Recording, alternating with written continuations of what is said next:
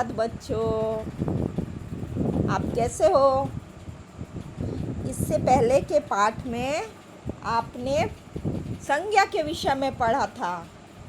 संज्ञा मतलब किसी व्यक्ति, वस्तु, स्थान, जाति, प्राणी या भाव के नाम को संज्ञा कहते हैं। एक बार फिर से, किसी व्यक्ति, वस्तु, स्थान, जाति, प्राणी या भाव के नाम को संज्ञा कहते हैं।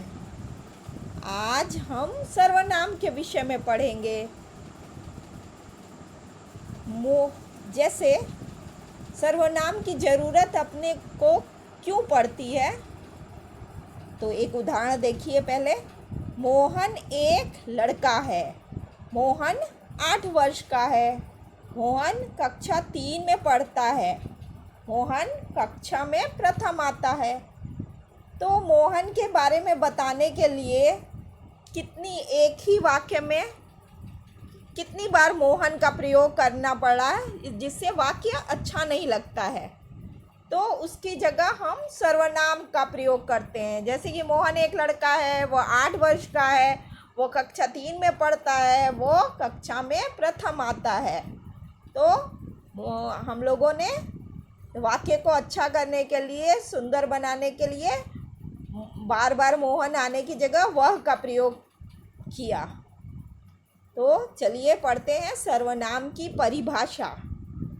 संज्ञा के स्थान पर प्रयोग किए जाने वाले शब्द सर्वनाम कहलाते हैं।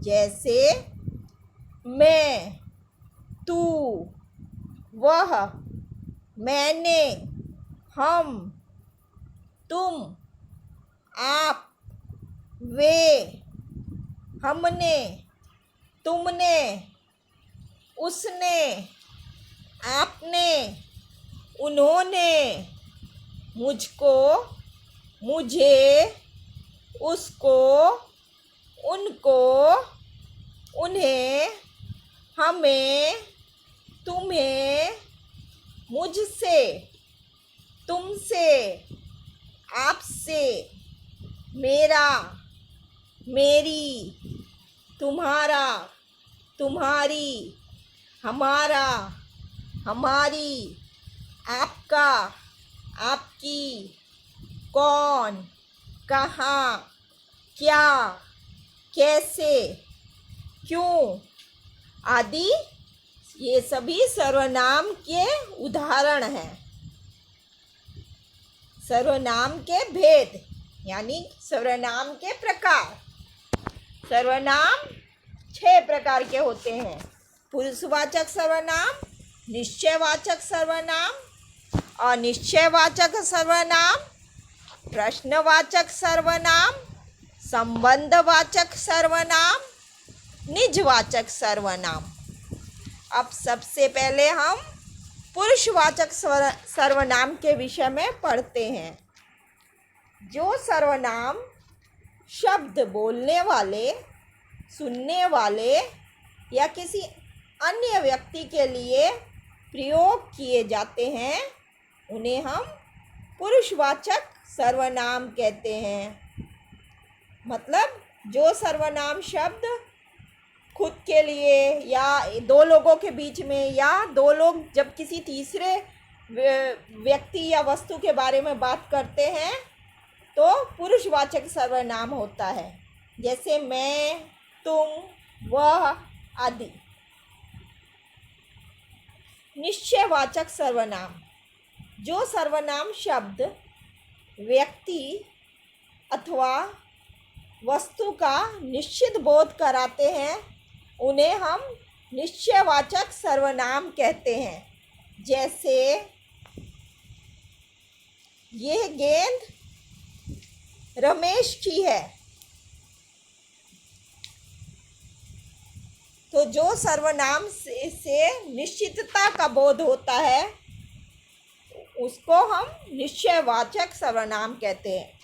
अनिश्चयवाचक सर्वनाम, जिन सर्वनाम शब्दों से किसी व्यक्ति या वस्तु का निश्चय न हो, उसे अनिश्चयवाचक सर्वनाम कहते हैं। जैसे कोई, कुछ, मुझे कुछ पैसे दे दो, मतलब कुछ निश्चय नहीं है कि तुम कितने पैसे चाहिए, तो अनिश्चयवाचक सर्वनाम। चौथा है प्रश्नवाचक सर्वनाम।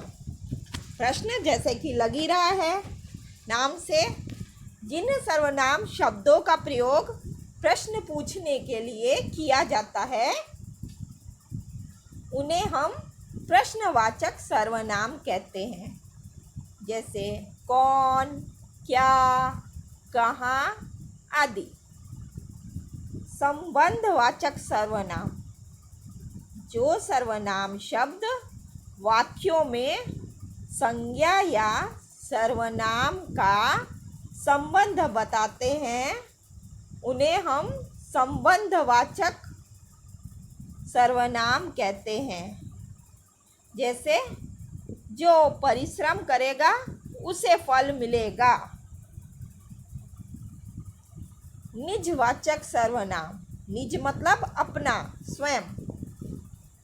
जो सर्वनाम शब्द निज यानी स्वयं के लिए प्रयोग किए जाते हैं उन्हें हम निजवाचक सर्वनाम कहते हैं। जैसे मैं, स्वयं, खुद आदि। तो बच्चों, ये रहे सर्वनाम के 6 भेद। उम्मीद है आपको सर्वनाम समझ में आ गया होगा। धन्यवाद।